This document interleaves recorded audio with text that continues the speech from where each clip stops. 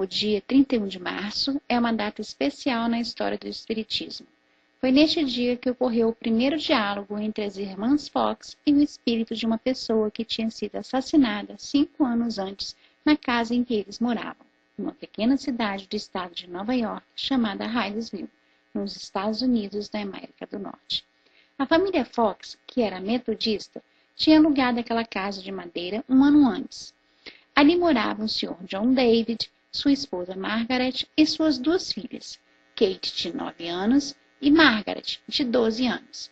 Eles tinham outros filhos que não moravam com eles. Antes da família Fox, outros inquilinos que moravam naquela casa já tinham se queixado que estranhos ruídos eram ouvidos ali. Aqueles ruídos, que começaram aos poucos, foram aumentando de intensidade. Eram barulhos de arranhões nas portas e paredes. Outras vezes eram batidas ou até mesmo barulhos de móveis sendo arrastados. Muitas vezes, essas vibrações eram tão fortes que as camas tremiam e até se deslocavam do chão. Kate e Margaret, assustadas, não conseguiam dormir e iam para o quarto dos pais.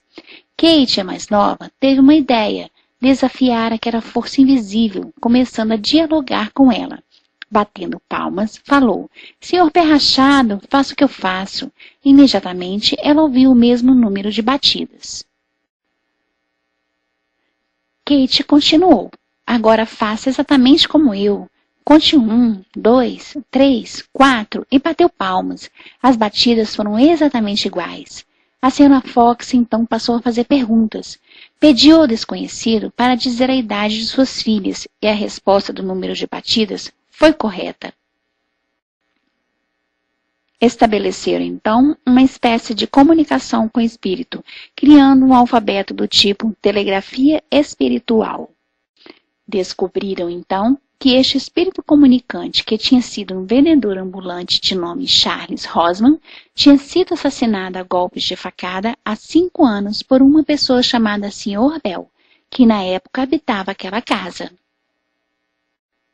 Foram feitas escavações no local indicado e acharam alguns ossos e cabelos humanos. 56 anos mais tarde, foi encontrado próximo ao local, embaixo da parede, o esqueleto completo com uma lata do mascate, provando que o corpo tinha sido removido de um lugar para o outro, com medo de ser descoberto.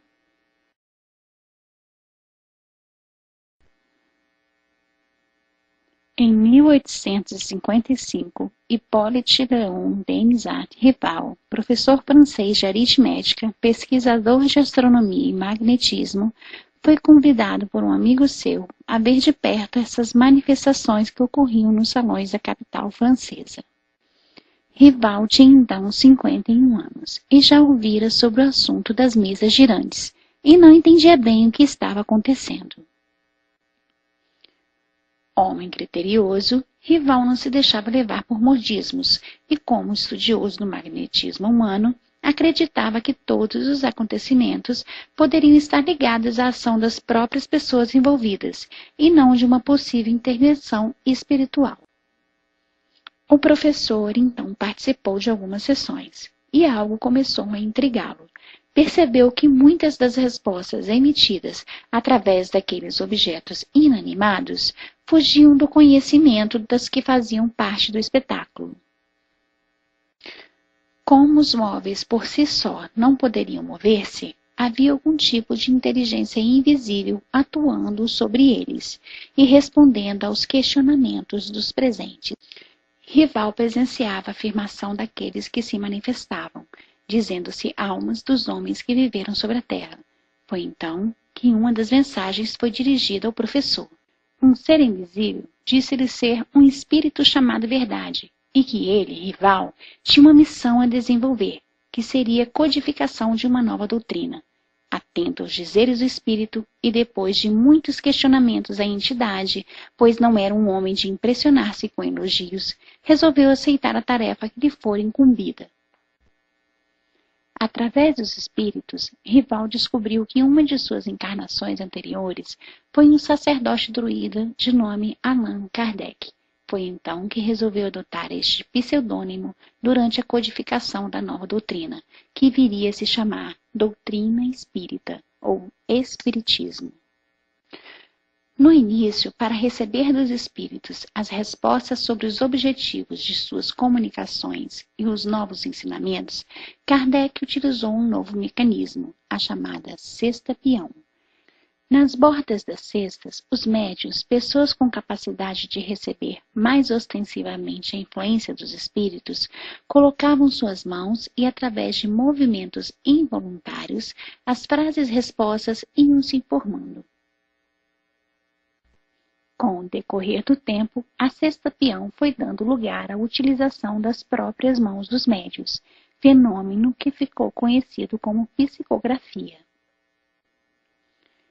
Todas as perguntas e respostas feitas por Kardec aos espíritos eram revisadas e analisadas várias vezes, dentro do bom senso necessário para tal. Com todo o esquema coerentemente montado, Allan Kardec preparou o lançamento das 5 obras básicas da doutrina espírita, a codificação, tendo início em 1857 com o lançamento de O Livro dos Espíritos.